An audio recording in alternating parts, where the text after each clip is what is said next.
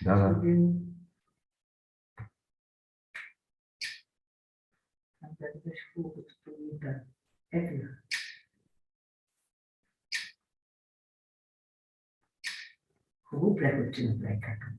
Da. No, se čuješ.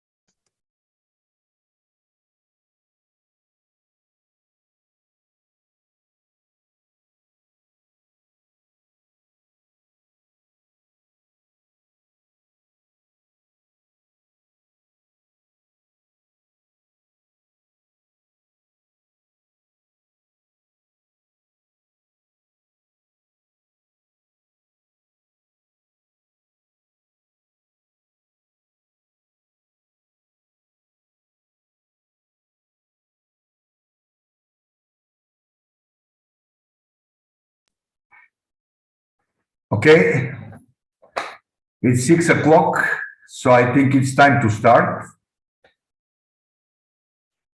Dear colleagues, yesterday, February 8th, 2020,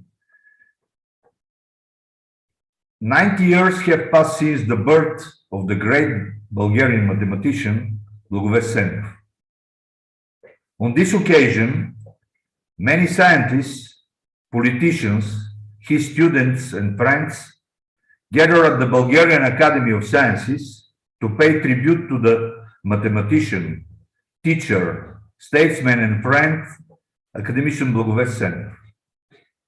Today, the Institute of Mathematics and Informatics at the Bulgarian Academy of Sciences and the International Center for Mathematical Sciences, Sofia, whose first director was Sendov, continue the initiatives on this occasion with a consortium distinguished lecture by Professor Edward Saff from Vanderbilt University, USA. Let me first give the floor to the President of the Bulgarian Academy of Sciences, Academician Julian Revalsky, to open this session. Please, Julian. Thank you very much, Oleg. Dear colleagues, dear Ed, it's a pleasure for me to open this special lecture, which is dedicated to the anniversary, the 90th anniversary of our dear colleague, academician Blagovest Sendov, who has been known for his great achievements in mathematics in different fields, but also has been known as a pioneer in fields that are related to mathematics, like computer science, like establishing the first steps in creating Bulgarian computers, but also was a very, very special person from the point of view of the organization of science. You know that he has been dean of our faculty. He was the person that introduced in the beginning of 70s a system of education in mathematics, which was unique at that time. It was only for mathematics, which later, 30 years later, was adopted in the European Union. You can imagine what the kind of pioneering work was this at that time. And this helped a lot.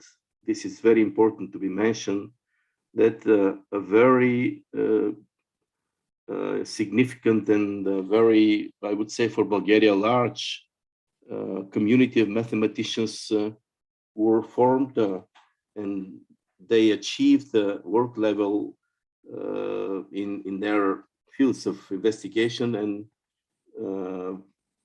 today's lecturer is one of the persons that collaborated with many of these persons that emerged and that were formed with this system of education in mathematics and informatics. Also, I'd like to mention the contribution of Professor Sendov in ordinary education, with some really pioneering also ideas of education of the pupils using the modern information technologies, which appeared very, very massively in the beginning of 80s. As you mentioned, Oleg, he was also a very important person, a great statesman for Bulgaria. He also left his footprint there with important ideas that helped the developing of the Bulgarian society in general. And just not to go too much in details with what he has done, I would like also to mention that he was also a pioneer in now what is very, very popular, the so-called project funding. In the mid-80s, he was the person that introduced this in Bulgaria already in the previous period before 89. And this was something revolutionary because to give the opportunity to the leaders of the projects to manage all the projects, including the finances, it was important for the further development at that time of the sciences. So yesterday we had a very nice very nice celebration. Many people share their memories for Blagovest, and his family was there. We received nice contributions from abroad related to his 90th birthday, and I think that this was a very nice occasion, including today's lectures, to remember for him and to continue working hardly in mathematics and as he used to do. So I wish good luck to this nice event, and I will be listening to the lecture of that with very much pleasure. Thank you. You are muted. You are muted, Oleg. Sorry. Thank you, Academician Rybalski. Now I give the floor to the director of the Institute of Mathematics and Informatics of the Bulgarian Academy of Sciences, Professor Peter Boivalenkov, who will introduce Professor Saff. Please, Peter. Thank you. It is great pleasure for me to introduce Professor Saff. He is professor in Vanderbilt University in Nashville, Tennessee, and there he is a director of Center for Constructive Approximations. He is also chief editor of the journal Constructive Approximation of Springer, and I think one of the last, or maybe the last paper of academician Sendov was in constructive approximations. So I would like to say that I was lucky in the last years to be present in several meetings between Professor Saff and Professor Sendov.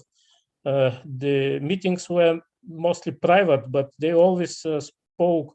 They had discussions on work, so they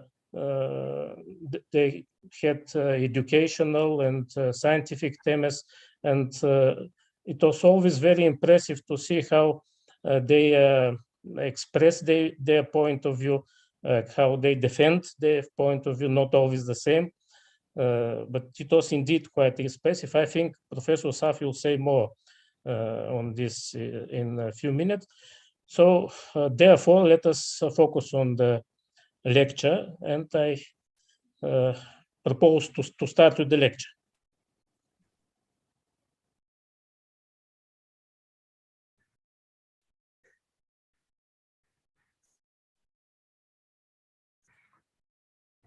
Please, Ed, you can start.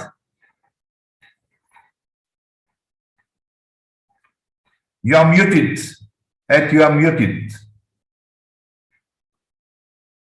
Unmute. I need to share the screen. Yeah, share screen. Okay. All right. Can you all see that? Yes. Very well. Yes. Okay, great. Okay, I'll get started. Yeah, the title of my talk is Sampling with Minimal Energy, and energy is an appropriate word in context of academician Blagovest Sendov, because he seemed to have boundless amounts of energy. I'll get to this a little bit more detail later, but let me first say that it's a real honor to participate in this commemoration of Blagovest Sendov, and I'm especially grateful to Academy President Julian Rybalski and to the IMI Director Peter Boivalenkov for this opportunity.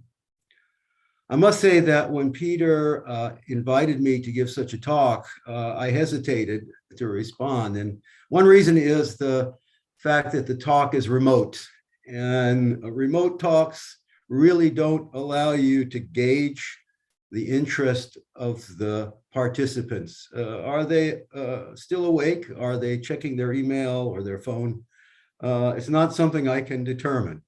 So I hope that you will follow the talk and ask some questions, because it's the only way I can tell whether you had, how you might have received my lecture. So, okay, well, I will start talking about a personal reminiscence of my interaction with Blagovest, and then go on to the mathematics portion.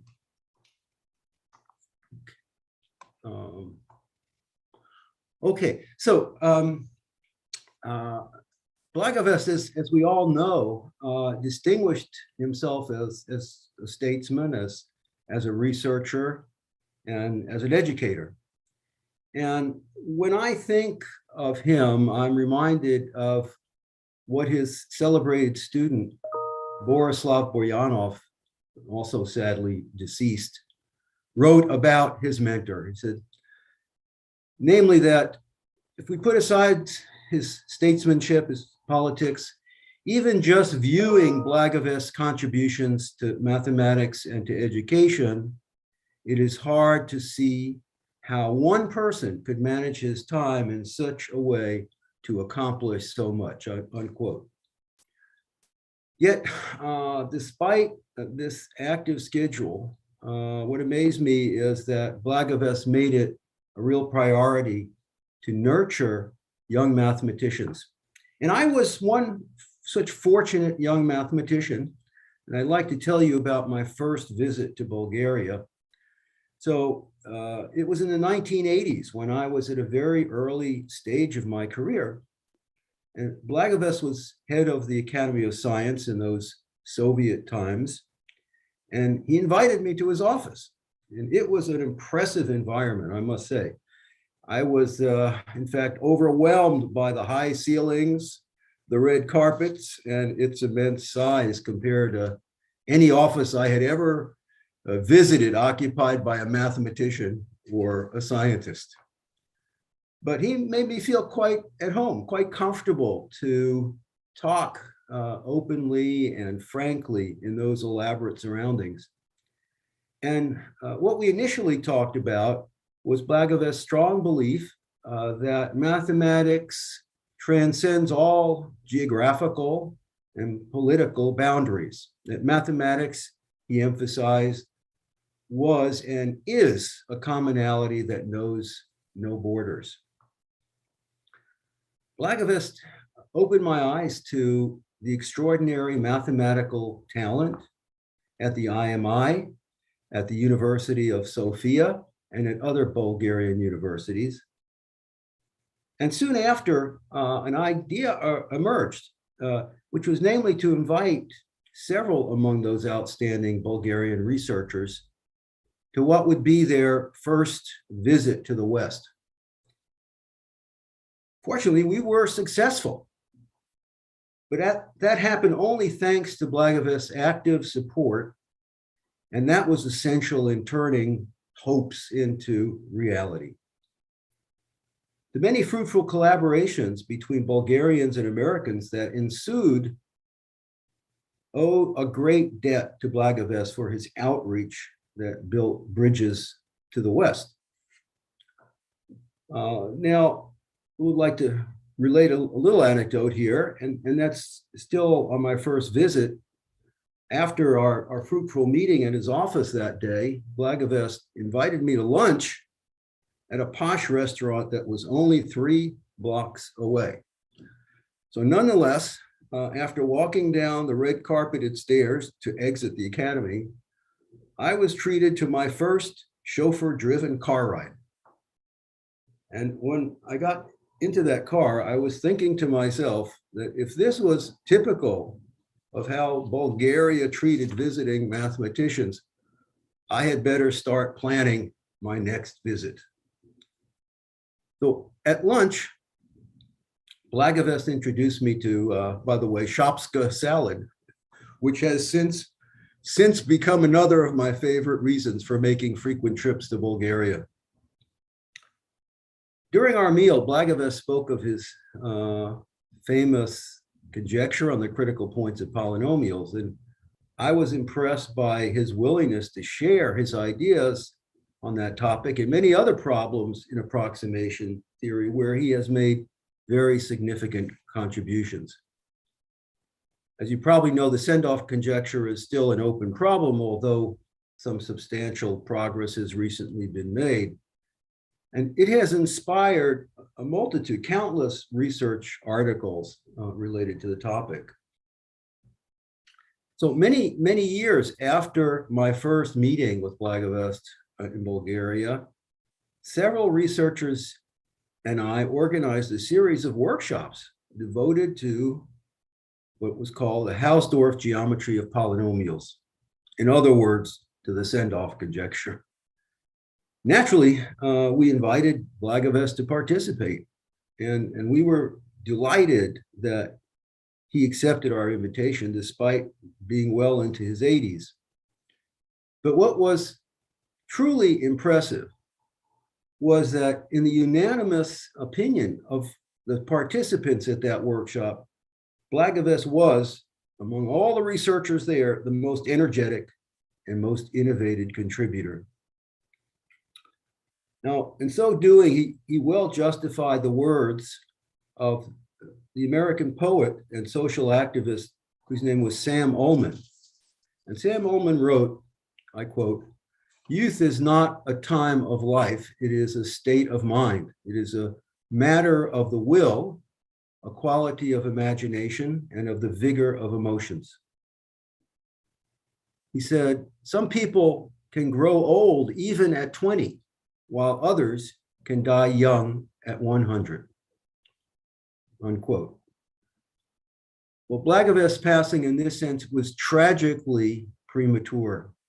Indeed, he died very young, just before turning 88. His imagination and his diligence had much still to contribute to the mathematical community and to his beloved country of Bulgaria. He is certainly missed, but his rich legacy will long be with us. So with that reminiscence, I would like to go on to my lecture. And it is, as the title mentioned, energy minimization. So I'm going to talk about results, which I've done largely in collaboration with a colleague of mine, Doug Harden, on energy, and should mention that in the past 10 years, I have been working extensively with a group from Bulgaria on such a topic as well. I'll say a few words about our papers later in my talk. So what is the motivation for studying energy minimization? I list three here. And one of them is just to find good sampling points. Suppose we want to, say, find the average temperature of the Earth's surface. And we have, 100,000 measurements to make over the surface of the Earth. You know, where should we take those measurements? How do we decide that? More generally, how do you find a large number of points on a set surface, let's say, that have a uniform or some prescribed density, and also have good local properties? By that I mean separation and covering properties, which I'll be more specific about later on. Another reason just comes from physics. When we talk about particle systems, which are confined to some set A, and their behavior is determined by a pairwise potential. I'll deal only with repulsive potentials today. And the question is, you have these pairwise interactions. You can think of them as electrons repelling one another. And then eventually they come to rest. They start moving around, they come to rest, and they come to rest at what is known as minimal energy. And they form perhaps a crystalline structure. And for physicists, the question is, what is this ground state? What is the ground state of the system?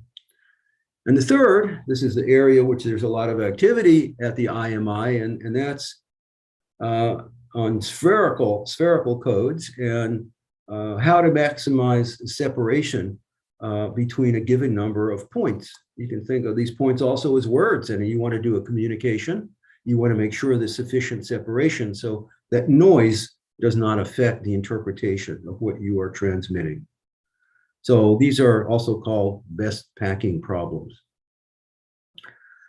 So for this purpose, where do we get started? We get started by something that describes the interaction between particles. And for a general setting, we'll let A be some infinite compact metric space. And for that space, we have what is called a pair potential. What is that?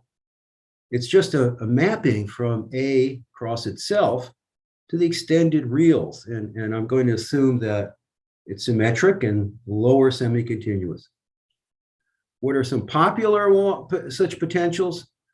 Things you've seen before. They are sort of inverse distance potentials, reciprocal of a distance to a power s, say, or Gaussian kernels, which are described there as exponentials with a parameter alpha. And these two are not unrelated. In fact, the inverse distance kernels can be generated by the Gaussians. In fact.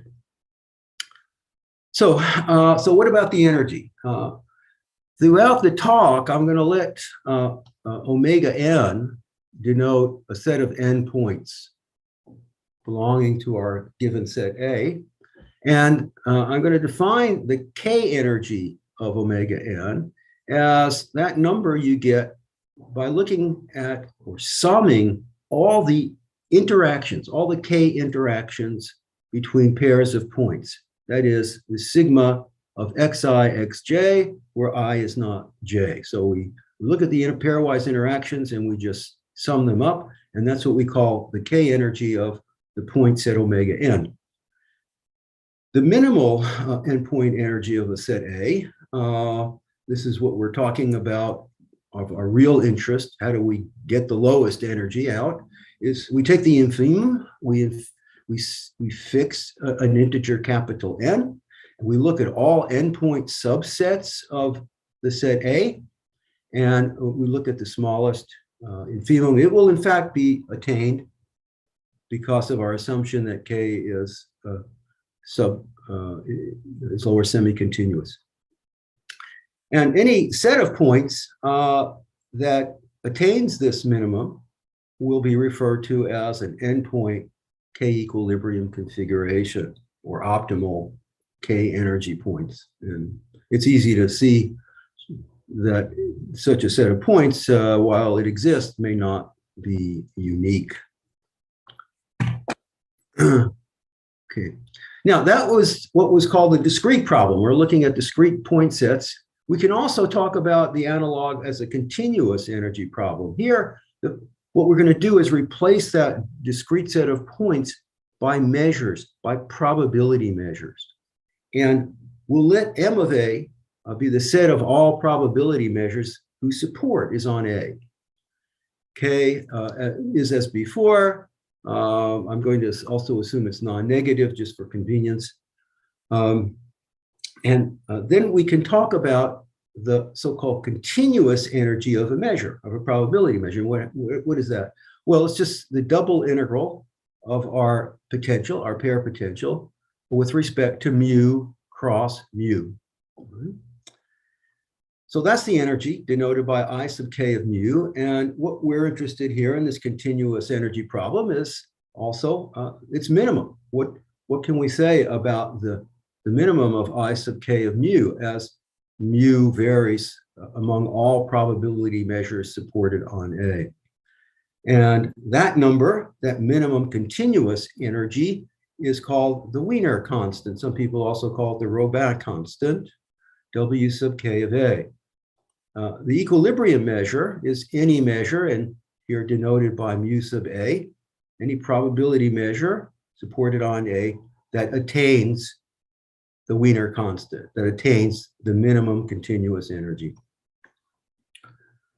Now, it is possible, so this writing in red at the bottom, in some sense, is the most important relevant part of what we've discussed so far. And that's it's possible for the Wiener constant to be infinite. This is also known as a situation of having a polar, so-called polar set of points. That is a set of capacity zero, capacity being defined as the reciprocal of the Wiener constant.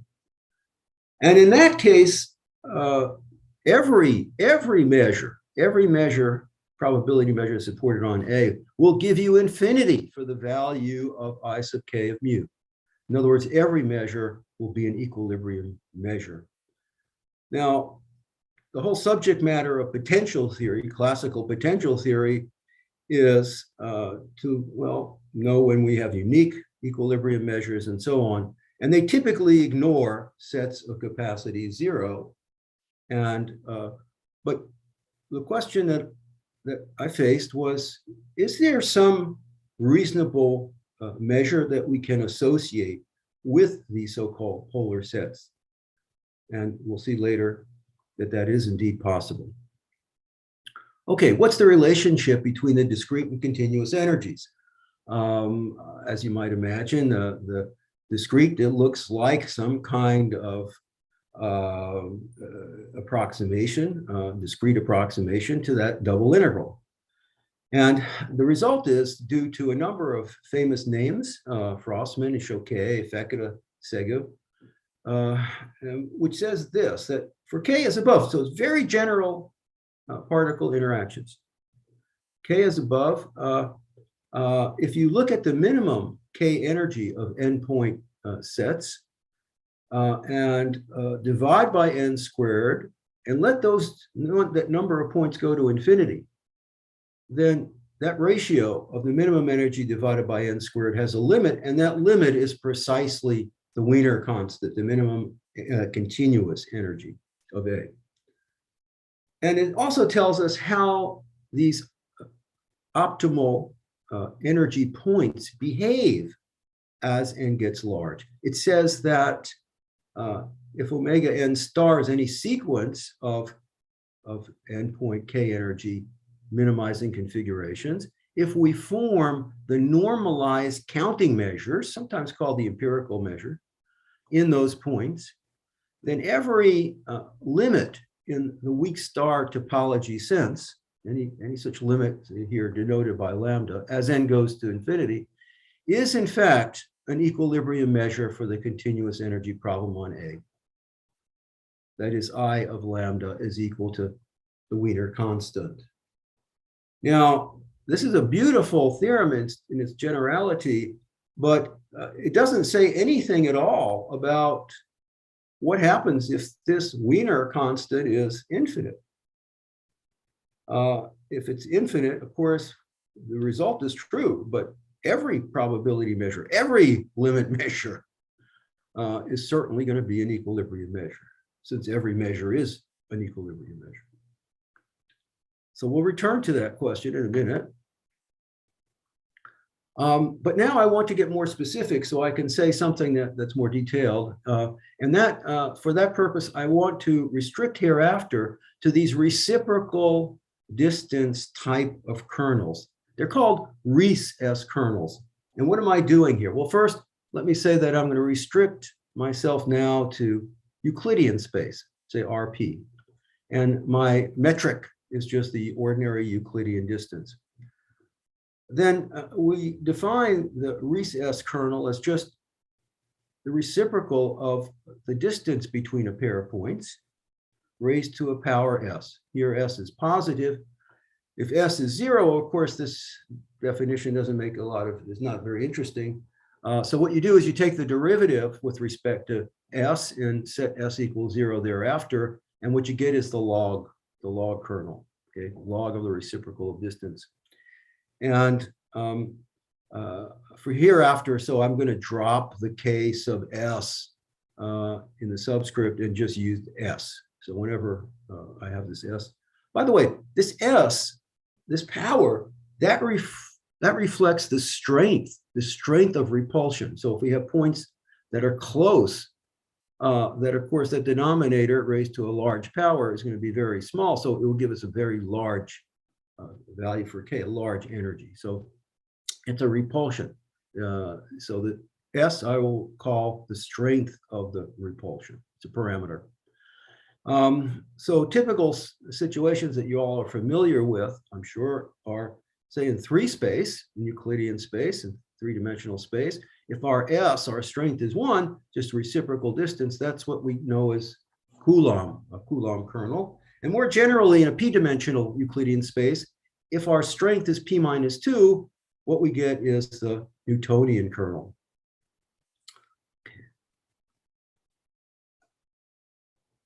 All right. So these problems on energy are also related to best packing problems. This is a very fundamental question in mathematics about packing. And what do we mean by that? Well, for a finite set of points, let's say omega sub n with points denoted by x sub I. We look at the minimum pairwise distance between points from omega n. And that I'll call delta of omega n. And then we can ask, well, how do we maximize that minimum pairwise distance? This is like a problem in coding, right? We want to maximize the distance between words or points.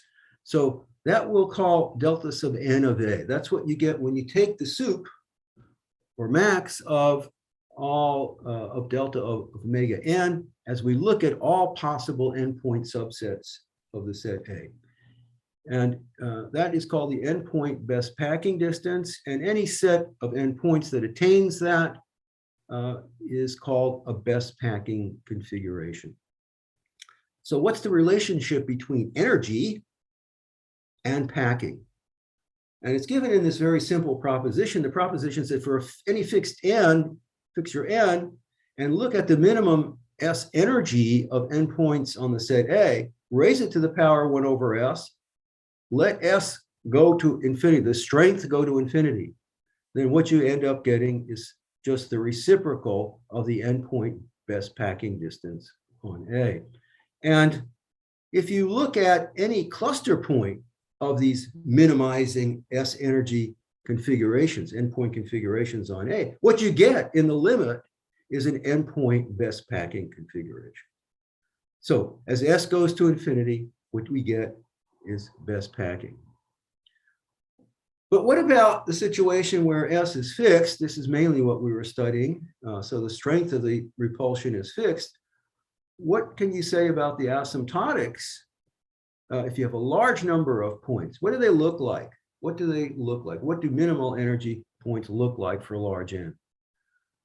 I think if we take, for example, the unit circle, denoted here by S1, the sphere in one dimension, if you wish, then it's easy to show. This is an excellent exercise for your undergraduates to rigorously prove that when you minimize the S energy for endpoints confined to the circle, that they end up being simply equally spaced. It's what, of course, we would all guess, but it does require a rigorous proof.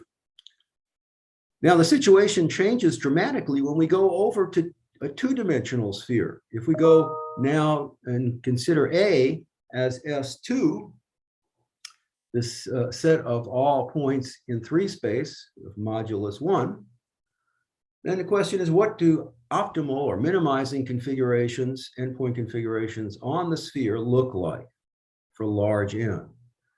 And so many, many years ago, we started off by doing some numerical experiments, and we found that there was bad news and good news. So let me just go on to the bad news for a moment. And the bad news is shown here in this graph. In this graph, the axis, the horizontal axis, is just the number, represents the number of points, capital N. Every dot on that axis represents the minimal energy, a minimal energy point. But if there are dots above it, directly above it, that corresponds to a relative min that's not a global min. Okay, so as you can see, as n gets larger, there are more such points. In other words, if where n is large, there are many, many valleys, so to speak, energy valleys, and we may well get stuck in our algorithm in one of these valleys, which is not the deepest. So that is definitely restrictive in terms of how we can proceed numerically and the reliance, how confident we are that we have found an actual minimum. So the bad news is that, but there's actually not such bad news here, because if you look at the vertical axis, you notice that there it's in terms of 100ths. But if we look here at n, let's say n is 100, at 100 points.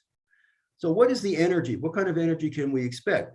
Well, as that theorem, the classical or fundamental theorem, as I call it, would say, the energy should behave roughly like n squared. So this should be on the order, the energy should be on the order of 10,000. But here, the vertical axis shows for all these relative mins that they differ from the global min by only hundredths. So they're very close. They're very close, and that again creates some complications, but in some ways that's a good thing, because if you just find a relative min, you might be nearly or very close to the absolute min. So I mentioned before that there is also some good news, and that's that equilibrium points try to distribute themselves over a nearly hexagonal net. And this is an illustration of a former graduate student of mine, Zamu Yamuzao. He had some clearly had some artistic capabilities here. And what we see are 122 minimum energy points when S is 1. So you can think of them as electrons confined to the surface of the sphere. And these are these yellow dots. And what we've done is use those dots to form a tessellation by means of Voronoi cells. So what is a Voronoi cell here? This pentagon, for example, that consists of all points that are closer to the center dot than to any of the other dots. Okay, so with that, we get a tessellation. And as you can see, the majority of these Voronoi cells are hexagonal. And there are exceptions here. So on the other hand, this plane that you see underneath that ball is tiled with hexagons, and hexagons, as we know, are optimal. They solve the best packing and best packing problem and best covering problem in R2. And so what's happening on the sphere is this tessellation here is trying to imitate itself on that curved surface, but it can't because the surface is curved. So it has to put in something to allow it. And this is, these are these pentagons here. There are exactly 12 of them. Okay, so let's move on and look at what happens when n gets larger. So here we have 1,600 points. And this picture is for a strength of 4. And there we see an ocean of hexagonal Voronoi cells.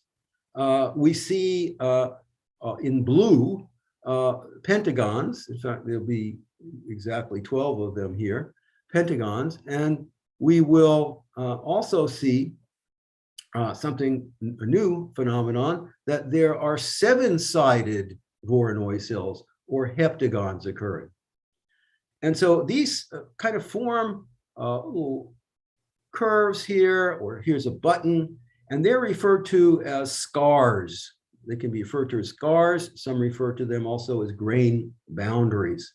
And the study of these is something I'm very much involved with, trying to figure out how they behave as n continues to get large. But what we can see here is that certainly, by far, the structure looks very much like regular hexagons. All right. So let's now take a dramatic jump. Let's go all the way to 30,000 points. And let's look at minimum energy. And how do we get a minimum for such a number of points? Well, okay, I sort of indicated before, you have to be cautious about it, because what we're really getting is some kind of local min. And how do we get that? We use a steepest descent method, okay, gradient descent method. And let me illustrate that. So I'm going to show you the actual motion. We start off on the sphere S2. You throw 30,000 points at random on the surface, and then start minimizing energy. And here is what it looks like. So of course, these particles are interacting with each other, trying to get away from each other. And here is how it ends up with, again, a multitude primarily of hexagons, but we do get these scars, these sort of pentagon, heptagon pairs forming these curves. It's a nice open problem. What is the limiting behavior of these scars here? Okay, so now I'm going to jump from the sphere, and I should say that the pictures that I've shown you, they were for S equals 3 or 4. They will look the same if you take S to be any positive number, if the strength is any positive number. And that's because of the symmetry of the sphere. The sphere is hiding things, and we didn't really discover them until we started looking at something with not quite so much symmetry, and that was a torus. And you can think of it as we do, as a bagel. The interpretation is that, or the surface of a donut. And what we do here in this experiment is we put 1,000 points on the surface of this torus, and we compute the minimum energy points for different strengths S. And over here, this first picture in the upper left-hand corner has a rather small value for S.5. And what you see here is that the minimum energy points are all on the positive curvature portion of the torus, with no points on the negative curvature part. And you might say, oh, well, yeah, that's going to change as you increase the number of points in. But in fact, we can prove that it doesn't. That no matter how large n is, all your points are going to sit on that positive curvature part. And we can describe what the limiting density is. If I increase S by a bit more, so going from 0.5 to 0.8, you see here that some of the points start creeping inside, but there is still this region where there are no minimum energy points whatsoever. Increasing still, say in the Coulomb case, S equals to 1. So we have this torus embedded in R3. We take S equal to 1, which is our Coulomb. You can see that there are minimum energy points all over the torus now, but much thinner inside, lower density on the negative curvature portion than on the rest. And let's now jump to S equals to 2. And we see this picture, which is a rather beautiful picture in the sense that these points look very well distributed, uniformly distributed with respect to area on the surface of that torus. And the same picture holds essentially for an increasing strength 3 and increasing strength 4.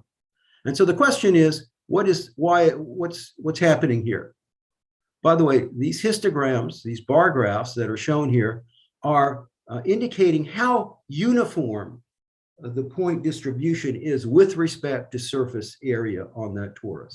So you can see down here, with nearly flat, it's very close to being uniform distribution. Okay, so what describes the behavior we have just seen in that picture? And that is a rather old result. It's called the poppy seed Bagel theorem, and it goes back to work with my colleague Doug Hardin and also a student of mine, Sergei Baradachev. And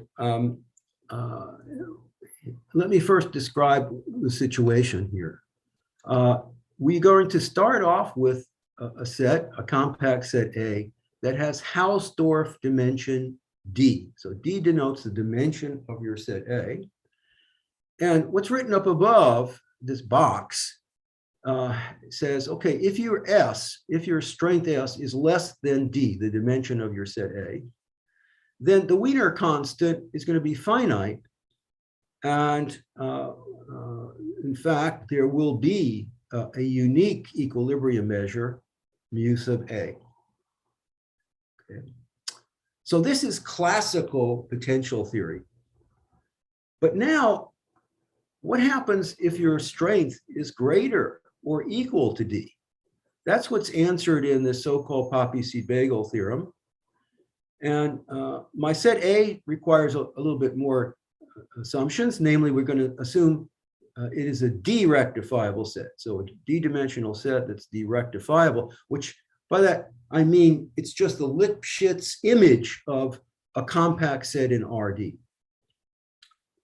When S is equal to D, precisely equal to the dimension of our set A, then we need to further assume that it is a subset of a smooth manifold.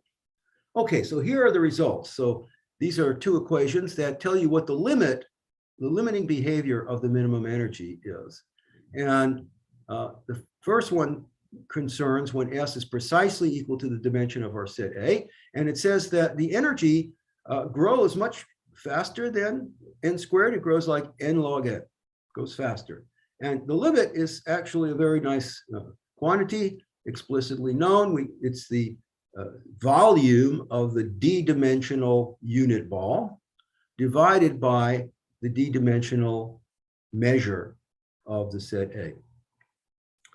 When we get to S bigger than the dimension, strength bigger than the dimension, these are called short range interactions, by the way, then the energy grows, minimum energy grows even faster. It grows like n to the 1 plus S over D. Okay, so it transitions from n squared when S is less than D to n squared log n to n to the 1 plus S over D. And the limit is given by a fraction. And the numerator is this constant CSD. The denominator is just the Hausdorff measure of the set A raised to the power S over D.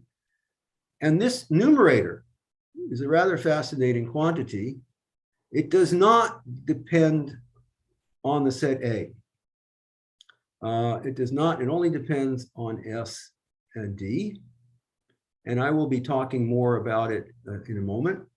But I want to mention something about the points that actually attain the minimum energy. And that's this last part. It says, look, if your HD of A, your Hausdorff measure of A is positive, then these optimal S energy configurations will asymptotically be uniformly distributed on A with respect to d-dimensional Hausdorff measure. Okay. So there's more. It tells us about the local behavior of such minimum energy points. It says that the separation properties and the covering properties, separation, remember we introduced delta, but also the covering properties defined here are optimal, So if we try to seek separation of n points on a d-dimensional manifold, this is the best order we can do. Okay, and that is attained by these minimum energy points. Similarly, for the optimal covering property, provided what we have is a d-regular set A. So we know that they give us a uniform, the minimum energy points give us a uniform distribution of points, and they're good points in the sense that they're well separated and they have good or best possible covering properties. So if we go back to our picture here, then what we see is that in this case where S is 0.5, 0.8, and S equals 1, these three cases are covered by classical potential theory. That is to say, in the limiting sense, that as n goes to infinity, we get a unique equilibrium measure. And in fact, that equilibrium measure will definitely not be uniformly distributed as you might expect from seeing this picture. But once you get to S equals 2, well, 2 is the dimension of this surface. And what the Poppe-Bagel theorem says is that if S is bigger than or equal to 2, then you get a uniform distribution in the limit. And that's the same thing, no matter what S is, as long as it's larger than 2. So we see the same picture for S equals 3 and 4. Okay, so now I want to say a few words about this quantity CSD and what is known about the CSD. So let me go back here and remind you that it's just the numerator of this limit and the limiting energy here. Okay, and it's easy to compute CSD because remember, CSD doesn't depend on the set A. So you can take any set. I mean, if I take the unit circle, for example, and that's a one-dimensional set, and from it, I could do computations, and I see that, in fact, CS1 is just twice the classical Riemann zeta function of S, as indicated here. So, wow, the Riemann zeta function arises in this limit of taking minimal energy points. Now, it would be a great leap of faith to wonder whether in other dimensions, D for other dimensions D, whether this CSD constant of the Poppe-Bagel theorem is some type of generalized zeta function. Does it have some of the similar properties to the zeta function?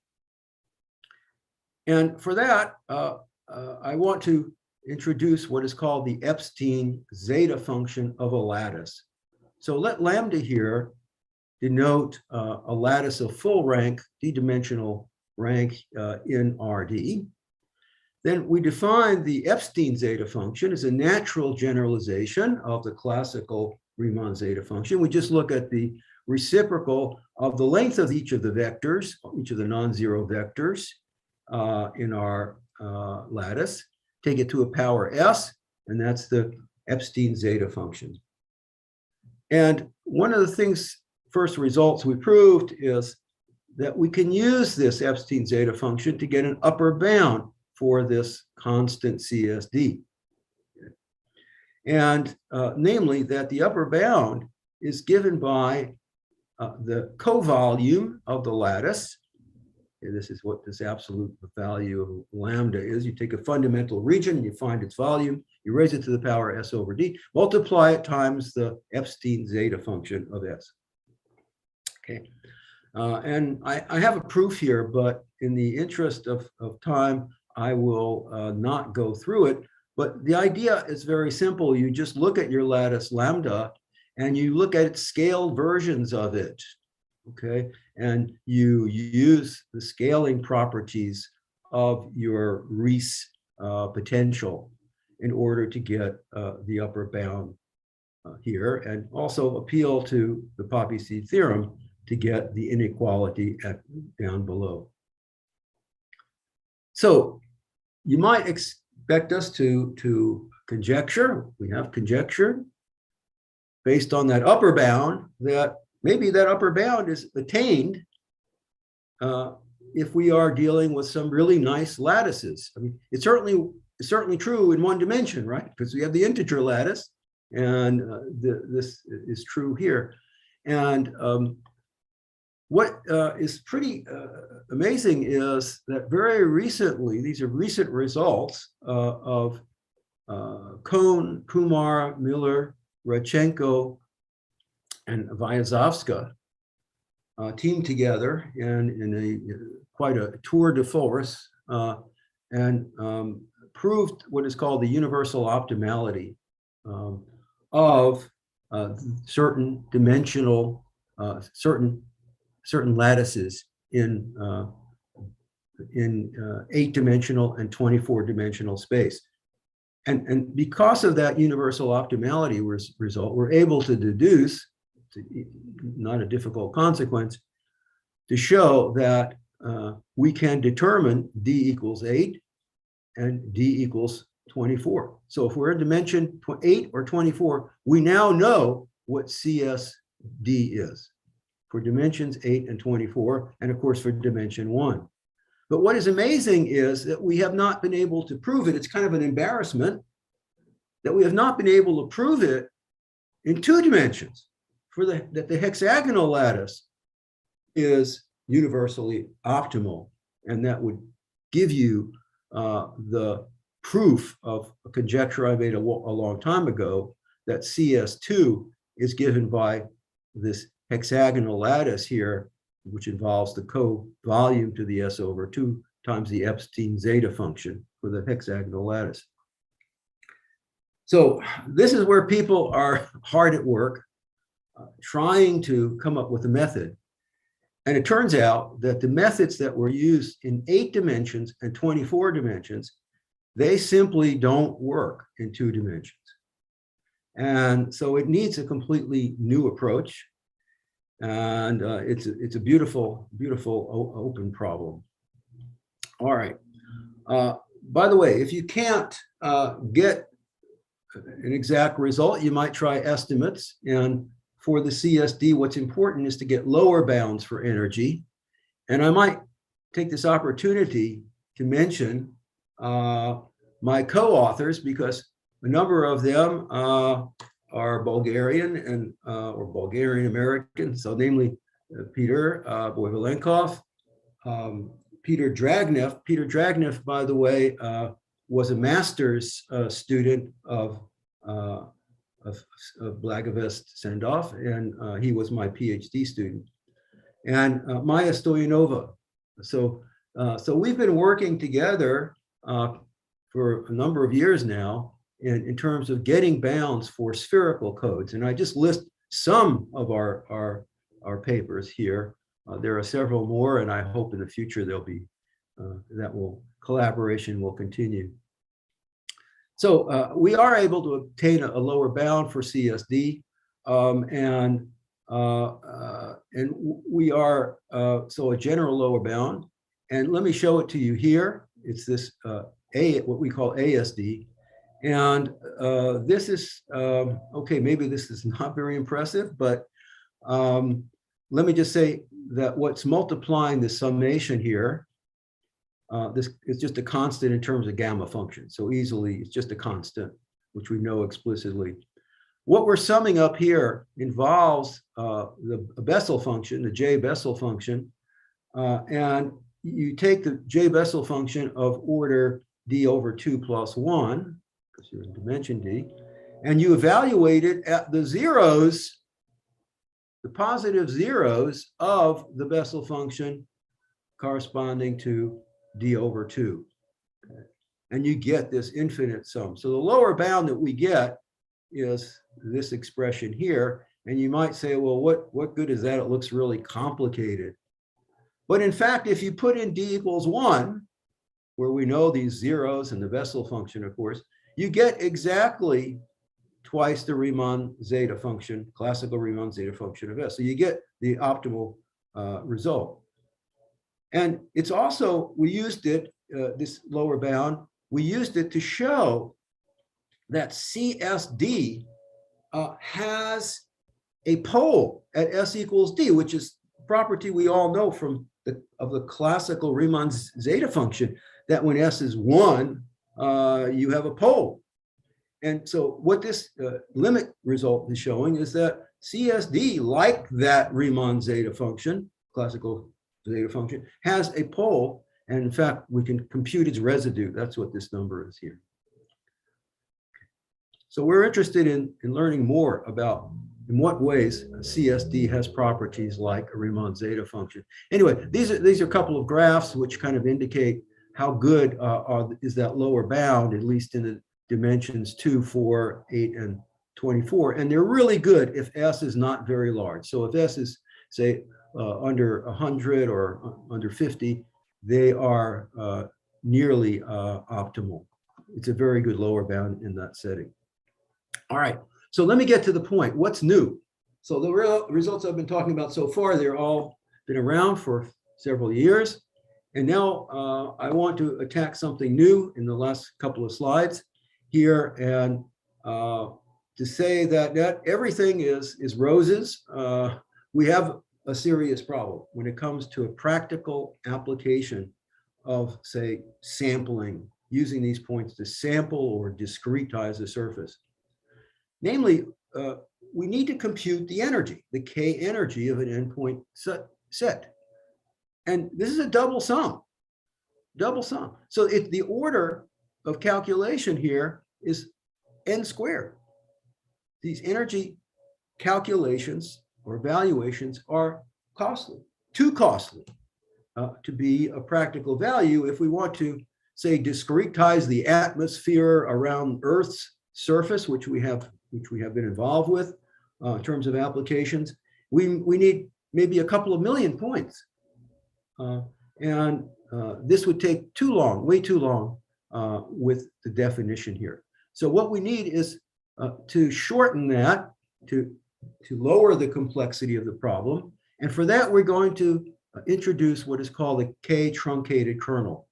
And what is that K truncated kernel? It's defined here.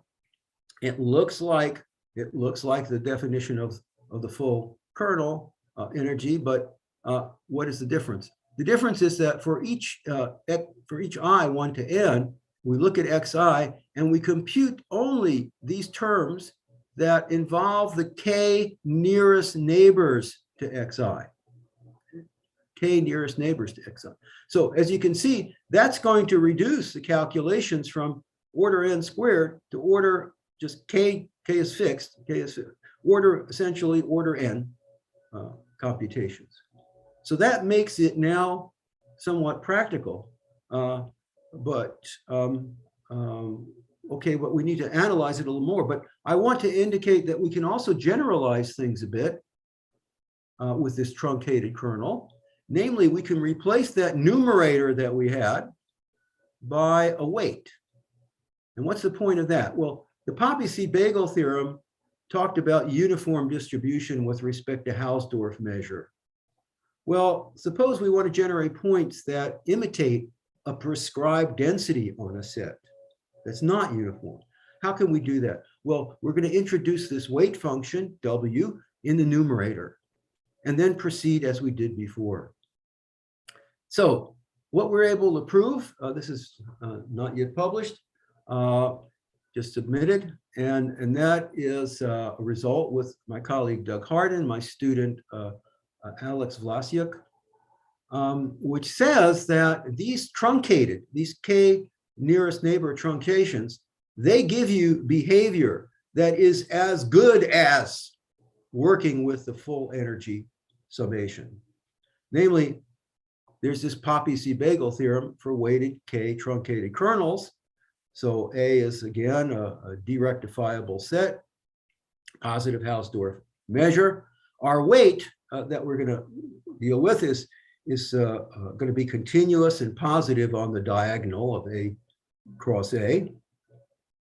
And what it says is that if we look at the minimum K truncated energy, which is this quantity here, we're looking at omega n star being minimizing point configurations. What you get is that quantity divided by n to the 1 plus SOD over D has a limit, and that limit is precisely a constant independent of our set A. It looks like CSD, but now it has a K in the superscript. It's different from our CSD in general. And inside is an integral with respect to D-dimensional Hausdorff measure, integral of W along the diagonal raised to the power minus D over S. Okay. And moreover, the sequence of normalizing counting measures in these optimal configurations has a weak star limiting density that's proportional with respect to D-dimensional Hausdorff measure. It's proportional to WXX to the minus D over S. In other words, it is absolutely continuous with respect to D-dimensional Hausdorff measure with density given here. So there are three notable consequences, and then I will stop and allow you to go on to your dinner. and they are that any density, if you prescribe any density, as long as it's positive and continuous, we can approximate by discrete configurations by using this optimal k nearest neighbor approach. What we do is just take the weight to be the prescribed density at x times the prescribed density at y and raise it to this power minus s over 2d. And you know, we can take this k, in fact, to be equal to 1. So instead of looking at all these n squared interactions, all you have to do is for each point, look at its nearest neighbor. You can take k equals 1, and that energy will give us a low cost, and a computation will give us a low cost, and yet it will have this sort of poppy seed bagel property. It also has good properties of separation and covering. And note that in the poppy seed bagel theorem, classical one, we assumed S was bigger than or equal to D. Here, this result works for any S. So it works for all Rees potentials, be it integrable or non-integrable short range, that is short range.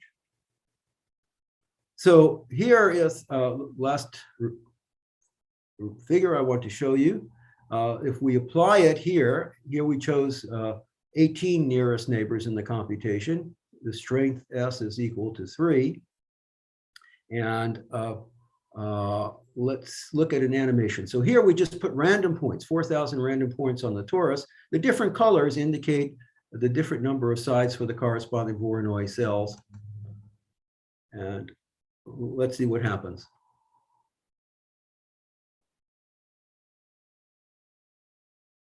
So this is the image that you can see we're going down. We're using, again, a gradient descent method to lower the energy at each step. And what we end up with is our ocean of hexagonal Voronoi cells, but there are, again, these pentagons and heptagons, these so to speak, these scars that occur on the surface.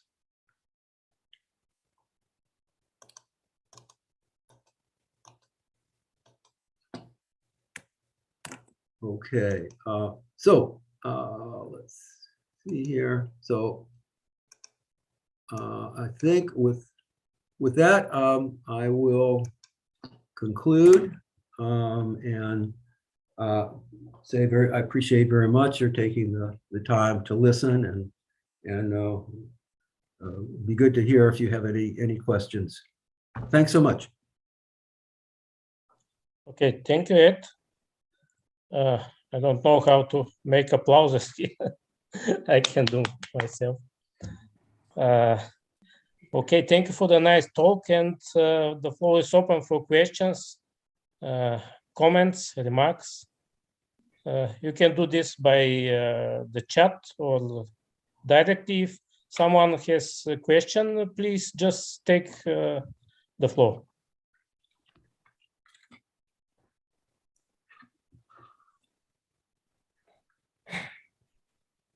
Okay, Peter Dragnev, I see. Ed, thanks so much for the very nice lecture.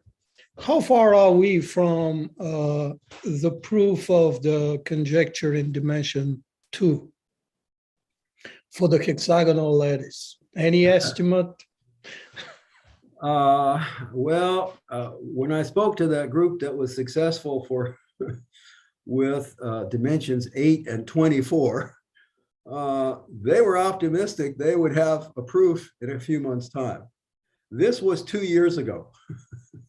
And now they are admitting that their technique does not work. So we are lacking in a new approach. We need a new approach.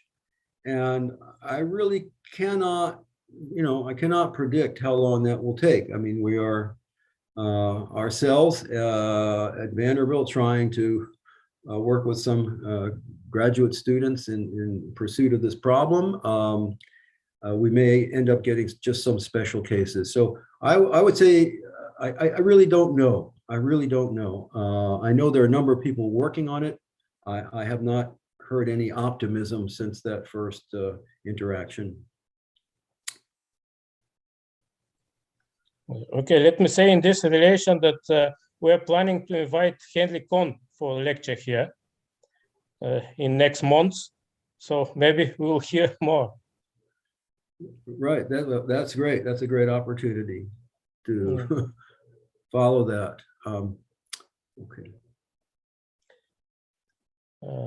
Okay, and let me, it's not question, maybe comment.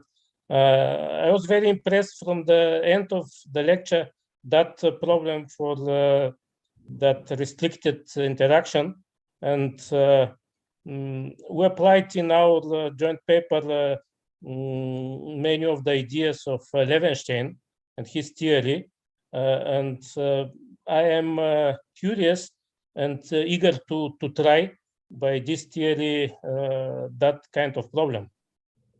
I'm not sure if it will be doable this way, but okay, we have to see.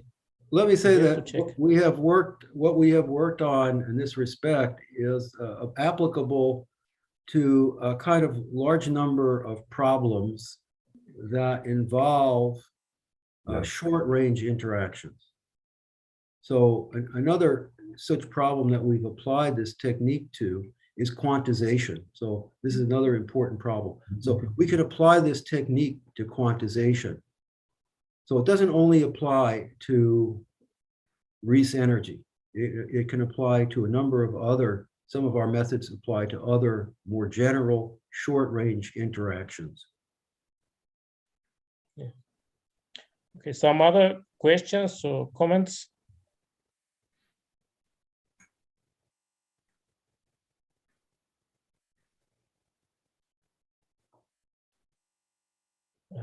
Daniela, Nicole, I see it switched on. Yes, well, thank you very much for the beautiful lecture. But I just want to add something more generally speaking about Professor Sendov. So Professor Sendov actually was a student of my uncle Lubomir Iliev. And here are some more pictures. I don't know how much you see there. This is Professor Kenderov, Professor Totov, and Professor Sendov. Okay, and one more. This is amazing. This is in the 70s, both of them. Oops. Here's Professor Sendov and Professor Iliev together. They were in very good relationship till the end of their lives. My uncle died 20 years ago. Unfortunately, Professor Sendov died 20 years after. But they were both, the similarity was that they were both founders and pioneers of the computer science in Bulgaria, as well as they were both developing this new educational program in the 70s, which was mentioned, and they were very much involved into spreading the science to their students and to the young researchers. So if the organizers want these pictures, I can send them later. Oh, yeah. Well, I also want to say and to invite everybody, I will put that into the chat. I'm organizing an international conference in August, okay? And that will be combinatorics computing groups theory and applications in South Florida, in Florida Atlantic University, where I am now. And I will be very happy if I will send you more details later. The dates are 14th of August till 21st of August this year. Hopefully the COVID will permit us to meet in person, because many famous mathematicians have already confirmed participation, like Alexander Yurievich Alshansky, who is also from Vanderbilt, emeritus professor, and my own Oh yeah, and I'm his student. Actually, he was my scientific supervisor, together with Genov from Bulgaria. The world is so small. We see in the chat the name of the conference, and everyone can Google, so it will be easy to find. I'm putting the announcement one of these days. I'm just preliminary working on that right now, and just follow. There will be a website, and I will send it to Professor Boyvolenkov. Can you please put there a link where I can send that and spread the information? Okay, send it to my private, okay, not private, my email, you know, Peter@BG, and I will distribute in the institute and not all. Okay, so in at FAU Boca Raton, Florida. Okay, meantime, Great. some other questions or comments? Thank you very much. That's all. Thank you, Daniel. I will be very happy. I will be very happy if you come.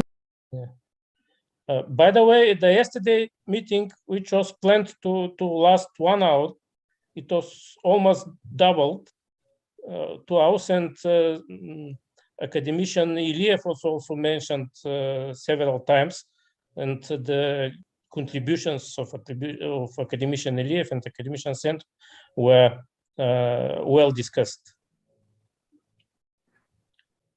Okay, someone else?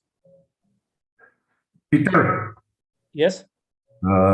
if there are no more questions, I would like to thank Ed again for the nice talk, and I hope to see him very soon in Bulgaria. On this side of the ocean. Yeah. So I would like also to thank Jenny Sendova for the pre-session presentation, nice presentation, and also to Todor Bronzov for the technical support. So thank you very much. Okay. If there are no more questions, okay, let us thank again Ed. And yeah, thank you for the opportunity. And I must say that because of COVID, I have not been traveling for the past couple of years, and very much miss the opportunity to return to Bulgaria. I hope that I'll have that opportunity this summer, and to see many of my friends who I think some of them were listening to this talk, and look forward to see you in the near future. Yeah, thank you. I hope to see you personally in your side of the ocean in May, in Providence. Absolutely. Yeah. Okay, goodbye. Thank you, everyone. Thank you for participating.